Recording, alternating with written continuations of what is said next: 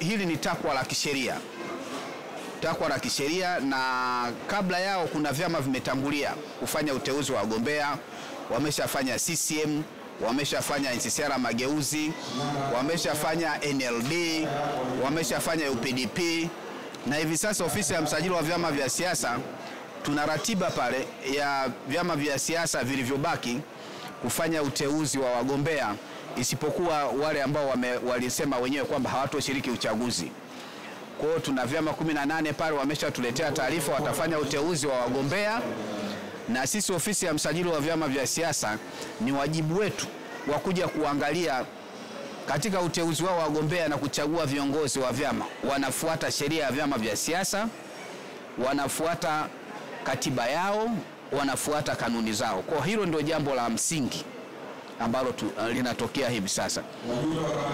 Na ofisi ya msajili, ni vitu gani ambavyo huwa mnavizingatia zaidi mnapokuja kwenye mikutano kama hii, hasa kwenye swala la uteuzi wa wagombea? Asante sana. Tunapokuja hapa, kwanza ni kuangalia zile taratibu za sheria ya vyama vya siasa zimefuatwa, na mmoja wapo kama niliyosema kwamba mgombea urais anapaswa kuteuliwa na mkutano mkuu. Tunaangalia, je, wajumbe wa mkutano mkuu wapo? Huu ni mkutano mkuu, na mkutano mkuu unakuwa na wajumbe wa mkutano mkuu, na ili uwe mkutano mkuu inatakiwa akidi iwe imetimia.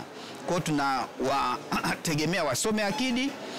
Sisi tuna katiba yao hapa, tuna laptop zina katiba, tunaangalia katiba ya ile chama kama akidi ndio inavyosoma ni vile, na tunaangalia na namba ya washiriki waliopo.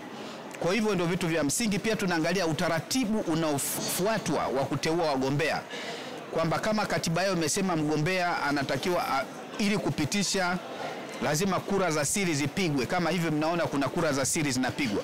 Kwa hiyo tunaangalia kweli kura za siri zinapigwa.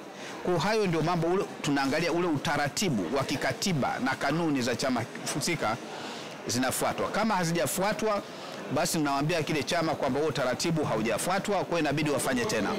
Hivi ni sawa chama cha siasa kushiriki uchaguzi au kuto kushiriki uchaguzi? Kushiriki uchaguzi, sheria ya vyama vya siasa kifungu cha 3 imetafsiri chama cha siasa ni nini. Naisema chama cha siasa ni kikundi cha watu wenye lengo la kuchukua dola kupitia uchaguzi. Kwa hiyo ina maana lengo kuu la chama cha siasa ni kuchukua dola. Na unachukuaje dola? Kupitia uchaguzi. Sasa kama hushiriki uchaguzi, ina maana wewe sasa unapoteza ile ladha ya kuwa chama cha siasa. Lakini sheria ya vyama vya siasa haijasema ni lazima kushiriki uchaguzi. Haijasema hivyo.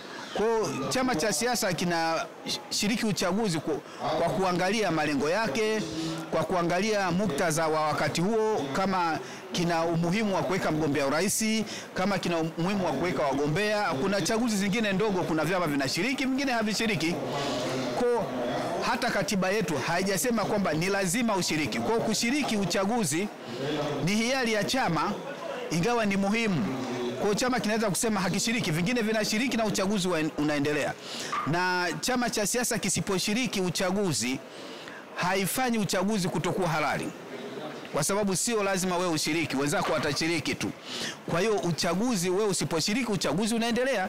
Tunaovilea hivi vyama vya siasa 19 tunawaasa kwamba watii sheria bila shuruti, kwa sababu bila utii wa sheria demokrasia inakuwa haiwezi kufanya kazi vizuri, kwa sababu ile demokrasia imewekwa kwenye misingi ya kisheria kwamba lazima unapofuata sheria hizi, ukizifuata basi kutakuwa na amani, ukizifuata basi kutakuwa na utulivu, ukizifuata basi kutakuwa na umoja, na kunapokuwa na amani ndio unafanya uchaguzi.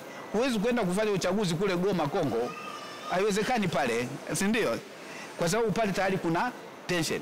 Kwa hapa amani yetu ni wafanya na uchaguzi. Kama hivi tunaongea na waandishi wa habari, hata nyumbani kwako kila mtu anaomba nyumbani kwake kuwe na amani, ndio mpange mambo ya maendeleo nyumbani, si ndio? Sasa na sisi tunasisitiza kwamba taifa letu liendelee kuwa na amani, umoja wa kitaifa tuendelee kuhudumisha, na tuendelee kuwa na utulivu, basi tutaendelea kuwa na demokrasia. Hakuna nchi ambayo imefikia kiwango ambacho nasema kila mwananchi kasema sasa nalala usingizi, kila kitu imelizika, kwa sababu binadamu wanaruka kila mmoja kutaka lake, si ndio? Hata huko Ulaya huko ambao wana demokrasia ya miaka 200 kuna wengine wanataka la kwake.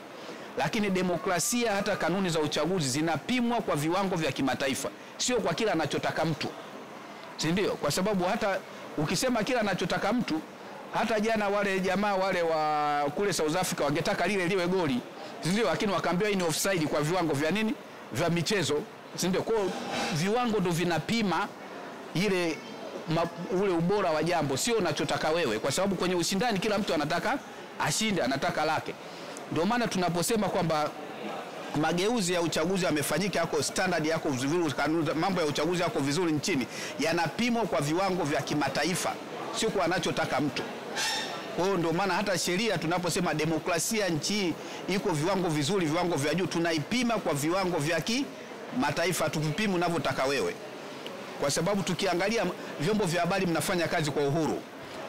Mtu hata anayotoa maoni anaongea tu, anaongea kwa uhuru. Basi hiyo ndio demokrasia. Kwa hiyo vinapima kwa vile viwango ambavyo vimewekwa duniani. Baada ya kusema hao, ni washukuru sana. Tunakushukuru.